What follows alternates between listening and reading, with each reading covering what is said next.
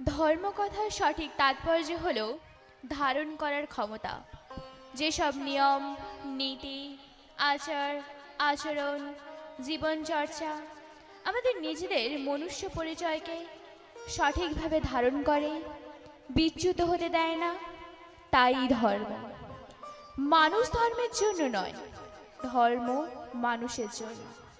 মানব কল্যাণ সমস্ত ধর্মের একমাত্র লক্ষ্য হওয়া উচিত। এই কথাগুলোকে মাথায় রেখে আমরা আপনাদের এবার নিয়ে যাব প্রাচীন ভারতে। যখন বৌদ্ধ ধর্ম ছড়িয়ে পড়েছিল দিকে দিকে, বৌদ্ধ সন্ন্যাসীরা শান্তি এবং মানববার্তা নিয়ে বেরিয়ে পড়েছিলেন দিগ্বিজয়ে। এইসব অল্প বয়সেই গৃহত্যাগী সন্ন্যাসীরা যতটা না ছিলেন ধর্মীয় ব্যক্তিত্ব, তার থেকে অনেক বেশি ছিলেন সত্যিকারের মানুষ। এমনই এক প্রেক্ষাপটে মৌর্য যুগের প্রাচীন মথুরা নগরে আমরা এখন পৌঁছে যাব রবি ঠাকুরের লেখনীর সঙ্গে নিয়ে সমবেত আবৃত্তির মাধ্যমে। সন্ন্যাসী উপগুপ্ত এবং নটি বাসব দত্তকে নিয়ে রচিত এক অসামান্য কবিতা অভিসার এখন উপস্থাপিত হবে।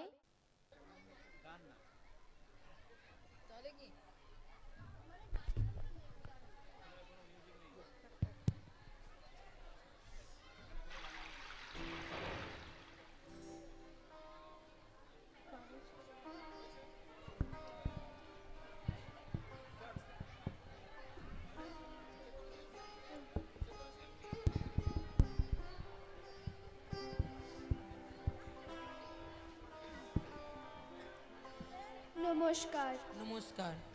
অভিসার। কবিগুরু রবীন্দ্রনাথ ঠাকুর। বুদ্ধং শরণং গচ্ছামি, ধম্মং শরণং গচ্ছামি, সংঘং শরণং গচ্ছামি, বুদ্ধং শরণং গচ্ছামি, ধম্মং শরণং গচ্ছামি, সংঘং শরণং গচ্ছামি। সন্ন্যাসী উপগুপ্ত মথুরাপুরীর প্রাচীরের তলে একদা ছিলেন সুপ্ত। নগরীর দ্বীপ নিভেছে পবনে, দুয়ার রুদ্ধ পৌর ভবনে। নিশীথের তারা শ্রাবণ গগনে, ঘন মেঘে অবলুপ্ত। কাহার নূপুর সিঞ্জিত পদ সহসা বাজিল বক্ষে। সন্ন্যাসী বর চমকে জাগিল, স্বপ্ন জরিমা পলকে ভাগিল। রূঢ় দ্বীপের আলোক লাগিল, ক্ষমা সুন্দর চক্ষে।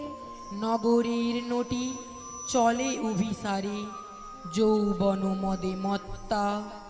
অঙ্গে আঁচল সুনীল বরণ, রুনু ঝুনু রবে বাজে আভরণ।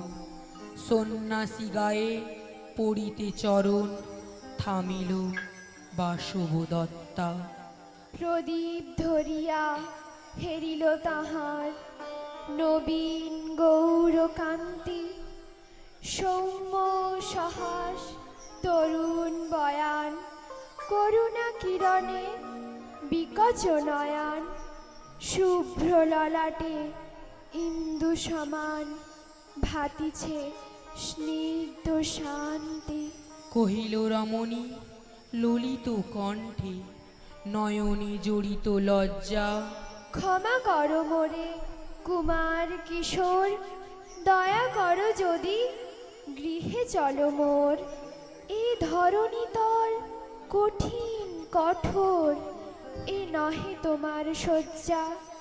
সন্ন্যাসী কহে করুণ বচনে, ওই লাবণ্য পুঞ্জে এখনো আমার সময় হয়নি। যেথায় চলেছ যাও তুমি ধনী, সময় যেদিন আসিবে আপনি যাইব তোমার কুঞ্জে। সহসা ঝঞ্ঝা তড়িৎ শিখায় মেলিল বিপুল আশ্ব, রমণী কাঁপিয়া উঠিল তরাসে, প্রলয় শঙ্খ বাজিল বাতাসে, আকাশে বজ্র ঘোর পরিহাসে, হাসিল অট্টহাস্য।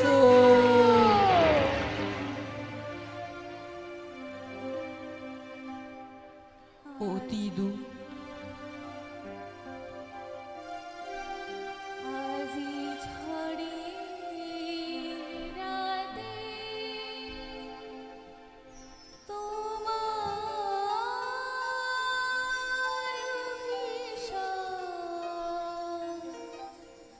পরাণ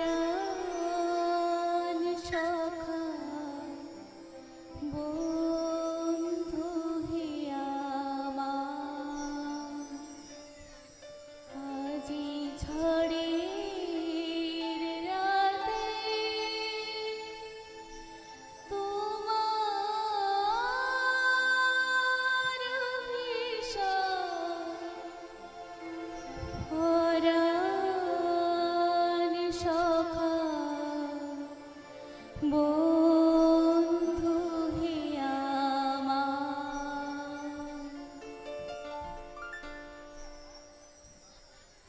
বর্ষ তখনও হয় নাই শেষ, এসেছে চৈত্র সন্ধ্যা, বাতাস হয়েছে উতলা আকুল, পথতরু শাখে ধরেছে মুকুল, রাজার কাননে ফুটেছে বকুল, পারুল রজনীগন্ধা। অতি দূর হতে আসিছে পবনে বাঁশির মুদির মন্দ্র, জনহীন পুরী পুরবাসী সবে গেছে মধুবনে ফুল উৎসবে।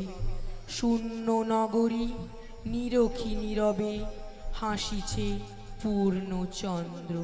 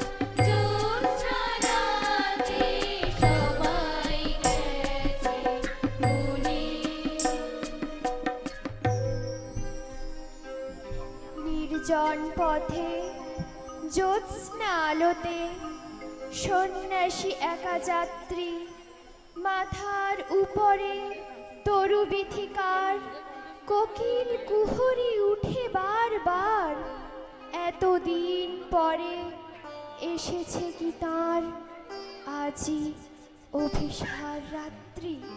নগর ছাড়াই গেলেন দণ্ডী, বাহির প্রাচীর প্রান্তে দাঁড়ালেন আসি পরিখার পারে, আম্রবনের ছায়ার আধারে। কে ওই রমণী পড়ে এক ধারে তাহার চরণ পান্তে? নিদারুণ রোগে মারি গুটিকায় ভরে গেছে তার অঙ্গ, রোগ মশি ঢালা কালী তনু তার লয়ে প্রজাগণে পুরো পরিখার বাহিরে ফেলেছে, করি পরিহার বিষাক্ত তার সঙ্গ। সন্ন্যাসী বসি আড়ষ্টসী তুলি নিল নিজ অঙ্কে, ঢালি দিল জল শুষ্ক অধরে, মন্ত্র পড়িয়া দিল শিরোপরে, লেপি দিল দেহ আপনার করে, শীত চন্দন পঙ্কে। ঝরিছে মুকুল কুজিছে কোকিল যামিনী জোছনা মত্তা। কে এসেছো তুমি ওগো দয়াময়? শুধাইল নারী সন্ন্যাসী কয়, আজি রজনীতে হয়েছে সময়, এসেছি বাসব দত্তা।